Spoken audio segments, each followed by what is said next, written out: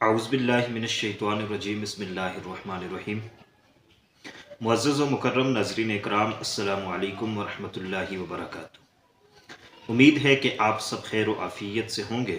وہ والدین جو اپنے بچوں کے رونے سے پریشان ہیں اور ان کے بچے بہت زیادہ روتے ہیں اور ضد کرتے ہیں، یا چھوٹا بچہ ہے، نومولود بچہ ہے، وہ کثرت کے ساتھ روتا ہے، زیادہ روتا ہے، یا ایسا بچہ جو تھوڑا بڑا ہو چکا ہے، سال کا یا 2 سال کا یا 3 سال کا، اور وہ روتا بھی ہے اور ضد بھی کرتا ہے، بات نہیں مانتا، تو اس کے لیے آج وظیفہ آپ کے گوش گزار کرنے لگا ہوں۔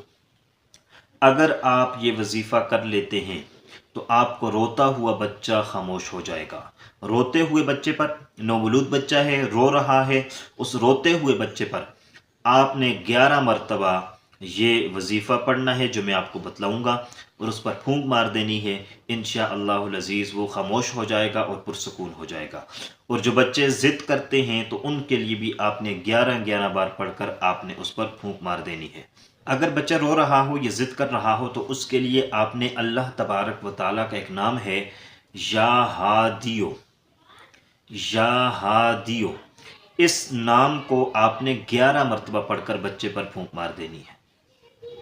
اور اس کے ساتھ ساتھ آپ نے قرآن کی ایک آیت پڑھنی ہے، سورۃ المدثر کی آیت ہے، لا تبقی ولا تذر، لا تبقی ولا تذر، یہ آیت آپ نے 11 مرتبہ پڑھنی ہے اور بچے پر پھونک مار دینی ہے۔ یہی مختصر سا وظیفہ ہے، آپ اس وظیفے کو کریں انشاءاللہ العزیز۔ اس وظیفے کو کرنے کے ساتھ آپ کا بچہ خاموش ہو جائے گا، پرسکون ہو جائے گا، رونا چھوڑ دے گا۔